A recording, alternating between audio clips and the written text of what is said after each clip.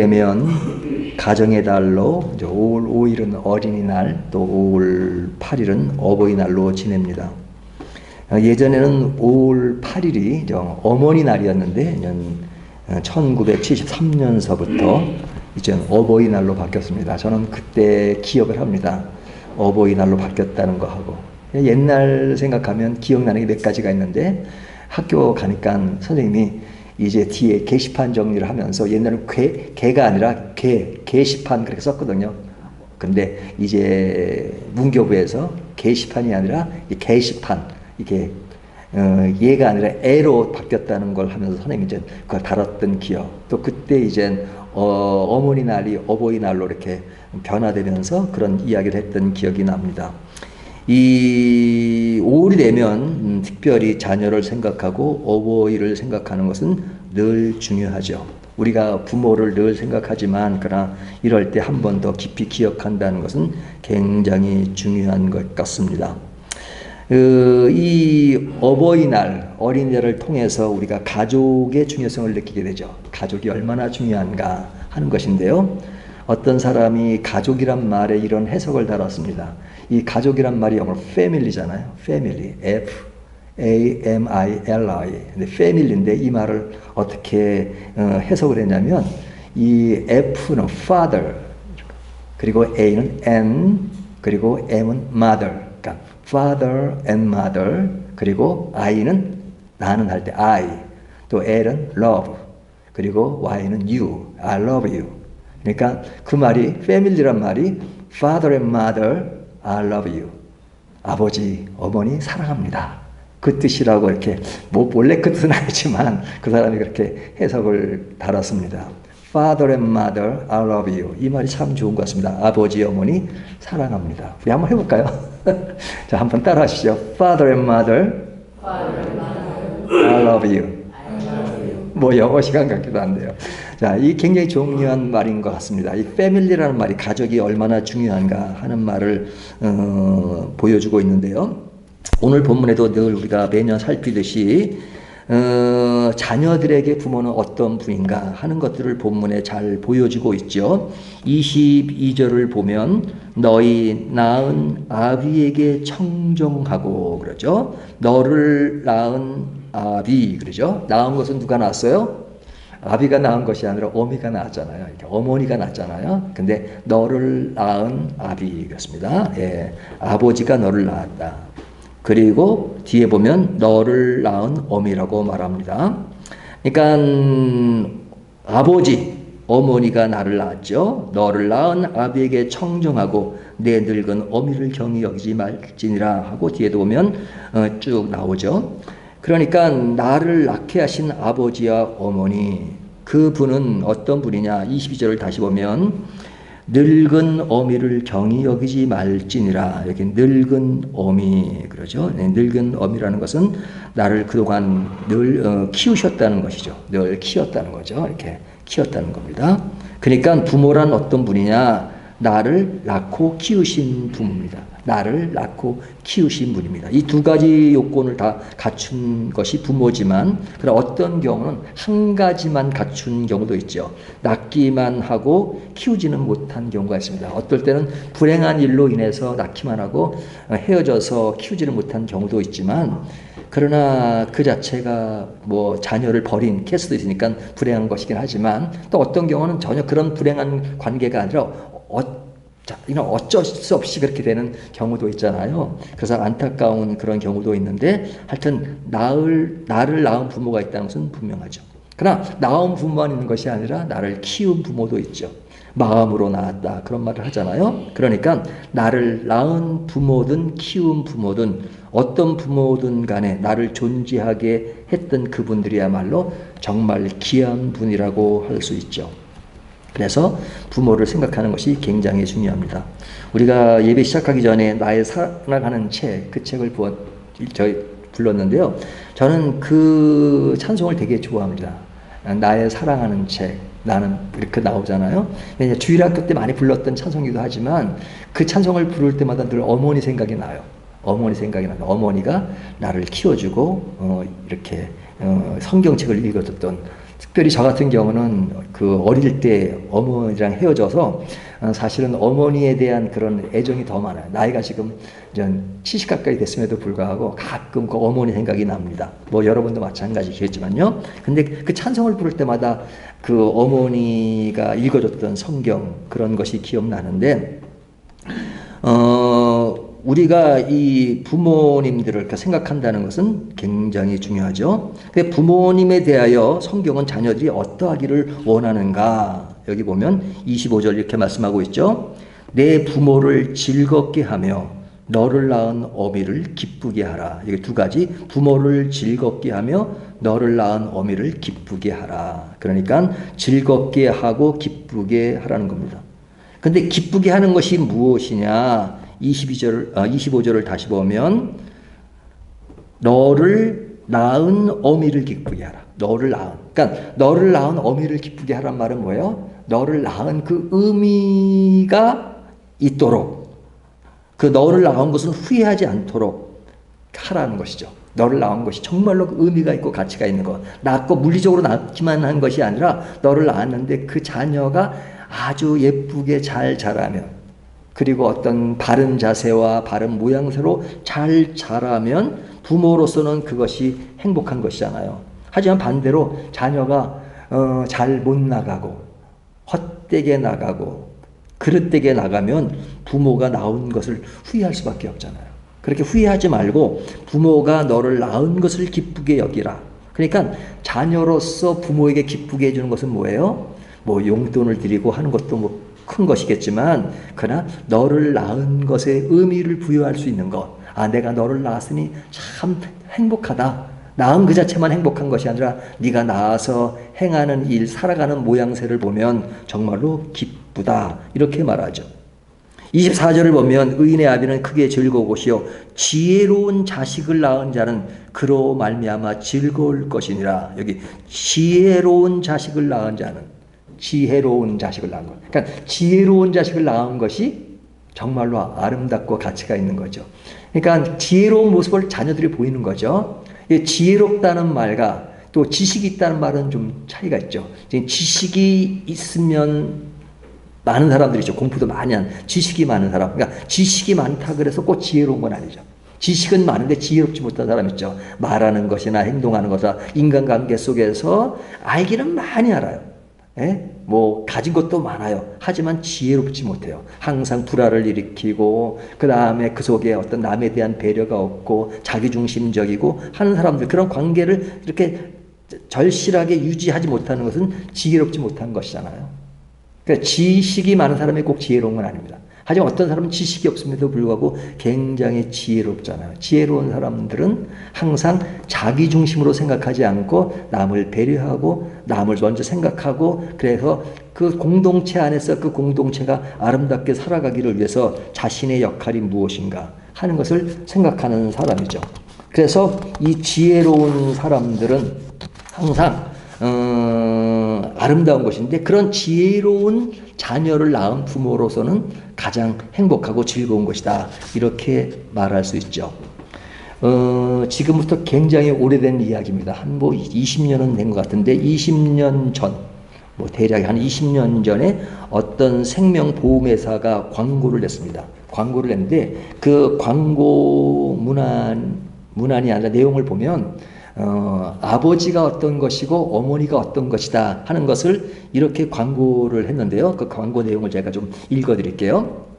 그 광고 내용이 뭐냐면, 첫 번째는 아버지에 대한 광고를 냈고, 그 이어서 이제 어머니에 대한 광고를 내었는데, 이렇게 그 TV에 나옵니다. 29. 14시간을 기다려서 자식의 울음소리를 들을 수 있었습니다.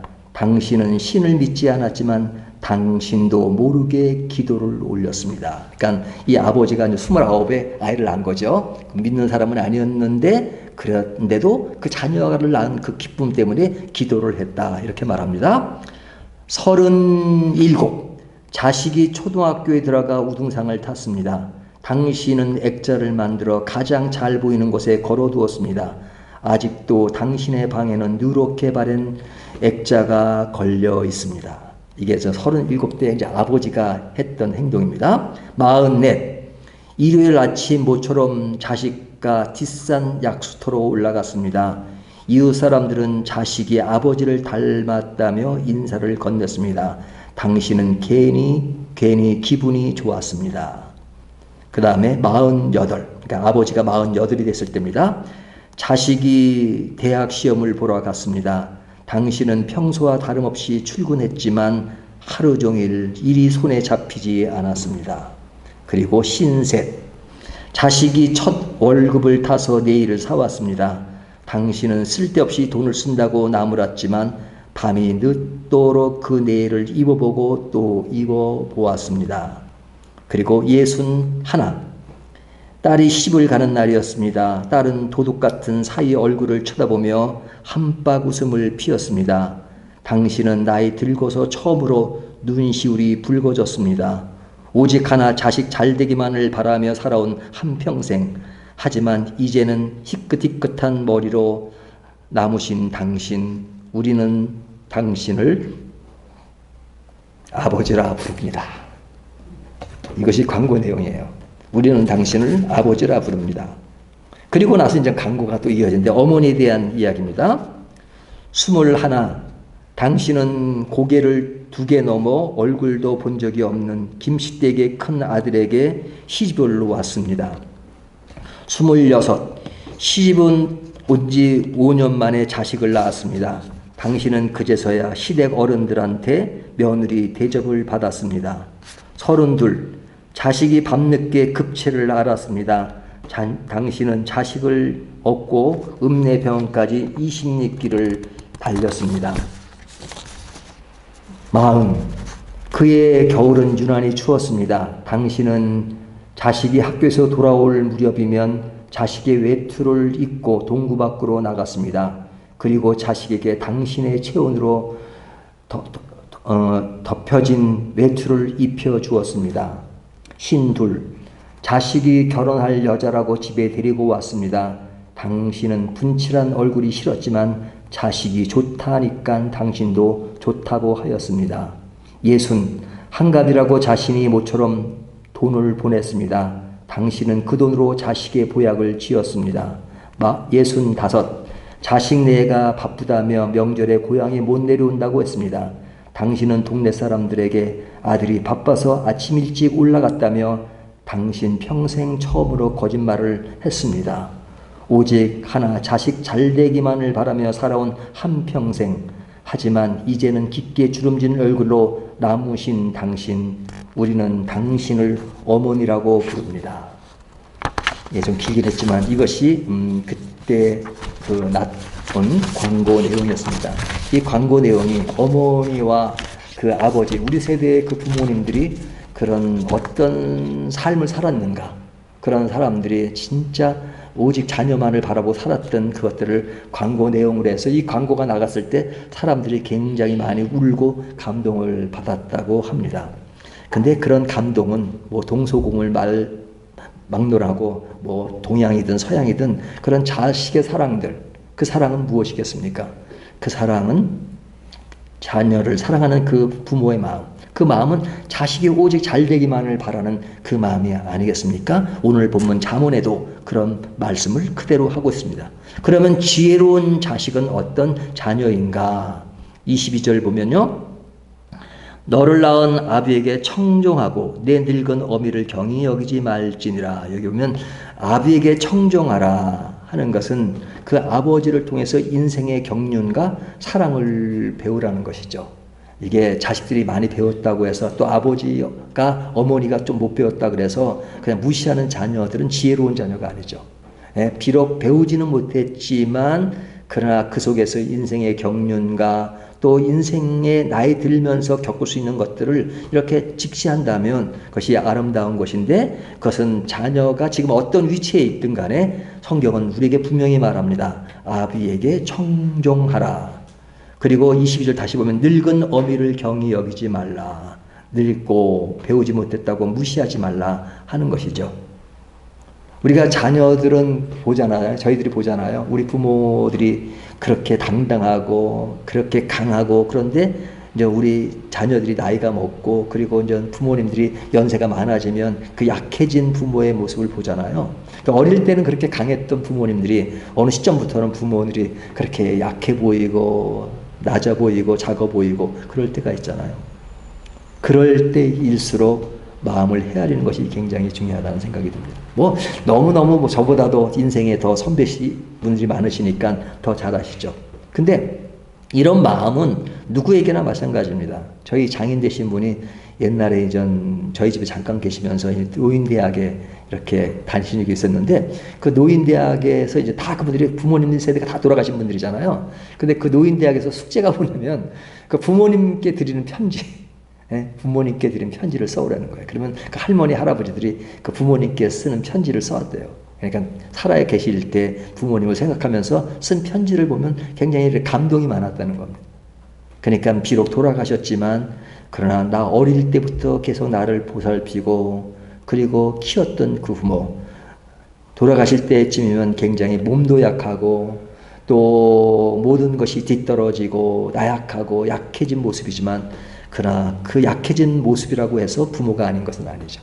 여전히 부모시고 나를 사랑했던 그 부모가 있기 때문에 내가 존재한다는 것. 그렇기 때문에 그 부모가 살아계시든 또 살아계시지 않다 하더라도 그 부모님이 했던 그런 것들을 내가 청정하고 그리고 경히 여기지 않는 것. 그것이 자녀된 도리라고 하는 것을 성경이 이야기합니다. 그래서 그렇게 부모를 바라보며 청정하고 즐겁게 하는 것, 경히 여기지 않게 하는 그 자세가 뭐냐. 오늘 본문이 이렇게 말합니다. 진리를 사기만 하고 팔지 마라. 23절에 그렇게 하죠. 진리를 사되 팔지는 말며 지혜와 훈계와 명철도 그리 할지니라. 진리를 사되 팔지는 말라. 진리는 사되 팔지는 말라. 이게 굉장히 중요합니다. 꼭 부모와 자식 간의 문제만 아니라도 진리를 사기만 하고 팔지 말라. 어떤 사람은 진리는 사진 않고 팔기만 하려고 하면 이게 산 게 없으니까 미천이 없는 거잖아요. 그러니까 그것이 깊이가 없단 말이죠. 그러나 진리를 사기만 좋아하고 파는 것보다는 사기만 좋아하는 사람들은 뭐예요? 늘 이렇게 자기를 제어하고 그 다음에 절제하고 그리고 남의 말을 경청하고 남의 것을 더 귀하게 생각하고 내가 알고 있는 것들은 남들이 대부분 알고 있다고 생각하는 것. 이것이 진리를 사는 사람들이잖아요. 근데 어떤 사람은 진짜 반대로 생각하면 그냥 내가 알고 있는 건 상대방은 다 모른다고 생각한다든지 항상 가르치려고만 한다든지 항상 남에게 이런 것을 지적만 한다든지 이것은 진리를 파는 사람이잖아요. 하지만 특히 목사들은 더 그러기가 쉬워요. 항상 진리를 사지 않고 팔려고만 하잖아요. 그러면 매일 설교하고 설교하지 말라는 말. 그게 설교하는 말이 참 좋은 말인데도 불구하고 사람들이 잔소리가 많아요. 설교하지 말라 그러잖아요. 그거 왜 그래요? 진리를 사지 않으면 내 안에 풍부함이 없는데 팔기만 하면 그것은 그냥 뭐 장사꾼 수준이 되잖아요. 뭐 장사하는 건 나쁜 건 아니지만 그러니까 이 말은 뭐냐면 아는 체 하지 말라는 얘기잖아요. 아는 체 하지 말라. 그렇기 때문에 자녀들은 특별히 부모가 나이가 연세가 드시고 그러면 아는 체 하지 말고 또 부모들뿐 아니라 어느 것든지 아는 체 하지 말고 늘 겸손하게 경청하고 듣고 그 속에서 내가 아는 얘기를 하지만 내가 아는 얘기를 하면서 나 그런 거 안다가 아니라 그냥 알아도 모른 체 하고 그 속에서 또 배울 곳은 무엇인가 하는 것이 그런 지혜로운 자의 모습이라는 거죠. 나약한 것을 도우며 부모가 자식을 향한 마음을 헤아리는 것. 그러니까 내가 아는 것을 부모님이 한다는 것을 헤아리는 것이 아니라 내가 다 알고 있지만 그러나 늘 그렇게 말하는 의도를 헤아리는 것. 그것이 중요하죠. 사실 말은 저는 하면서도 사실은 제가 잘 못하는 부분이 많아요. 하지만 성경 말씀은 분명히 그렇게 이야기한단 말이죠. 그래서 그런 것이 굉장히 중요한데 오늘 본문을 보면 사실은 자녀가 부모로서 제일 잘 해야 되는 것, 중요한 것은 뭐냐. 24절을 보면요. 의인의 아비는 크게 즐거울 것이요. 그렇죠? 의인의 아비는. 그러니까 의인의 아비라는 건 뭐예요? 그 자녀가 의인이 된다는 거잖아요. 가장 중요한 것은 의인이 되는 것입니다. 자녀가 의인으로서, 다시 말하면 예수 믿는 자로서 있을 때 부모의 마음을 가장 즐겁게 하는 것이다. 근데 이제 부모가 예수를 믿지 않으면 뭐 예수 믿는 것을 가지고 최고의 가치로 생각하지만 그럴 때는 그 부모가 최고의 가치가 예수를 믿는 것을 알게 하기 위해서 부모를 믿게 하는 것. 그리고 그것이 가장 큰 가치로 알게 하는 것이 중요하겠죠. 그래서 오늘 24절은 여러 가지 이야기를 하지만 의인의 아비는 자녀가 의인으로 살아가는 것, 그것을 최고의 가치로 이야기하고 있는 것입니다. 근데 이제 의인의 가치보다는 오늘날 시대가 교회 내에서 이루어지는 일을 할지라도 사실은 자녀들이 예수 잘 믿는 것보다는 그냥 자녀들이 출세하고 그 다음에 자녀들이 뭐 돈 많이 갖다 주고 또 성공하고 뭐 그런 것들을 더 중요하게 생각할 때가 많잖아요. 사실은 교회 내에서도 우리 애가 뭐 어디에 뭐 큰 데 들어갔어요. 뭐 뭘 했어요. 뭐 이런 얘기들을 많이 하지만 우리 애가 정말로 신앙생활 잘해요 하는 그런 말이 교회에서 그래 크게 부각되지 않는 경우가 상당히 많은 것 같아요. 근데 저는 이렇게 친구들을 보면요. 어떤 친구들이 제일 부럽냐면 그 예수 잘 믿는 자녀들을 둔 친구들이 제일 부러워요. 뭐 자녀들 중에는 막 그냥 뭐 굉장히 좋은 그런 상황인 것보다도 예수 잘 믿는 걸 걔가 제일 기가 죽는 부분일 거예요.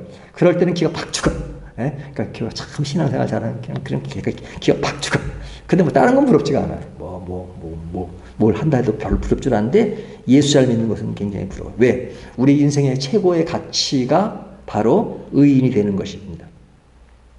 따라서 부모도 의인의 아비가 되어야 한다 하는 것을 강조하죠. 의인의 아비는 크게 즐거울 것이요 지혜로운 자식을 낳은 자는 그로 말미암아 즐거울 것이나 가장 즐겁고 기쁜 것이 뭐냐? 의로운 자가 되게 만드는 것입니다.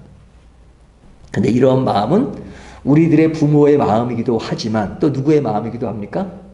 우리가 진짜로 믿는 하나님의 마음이기도 하죠. 하나님의 마음. 그러니까 저는 이 말씀을 좀 생각하면서 무슨 생각했냐면 우리에게 육신의 아버지가 있고 또 영적인 아버지가 계시잖아요. 하나님 아버지가 영적인 아버지잖아요.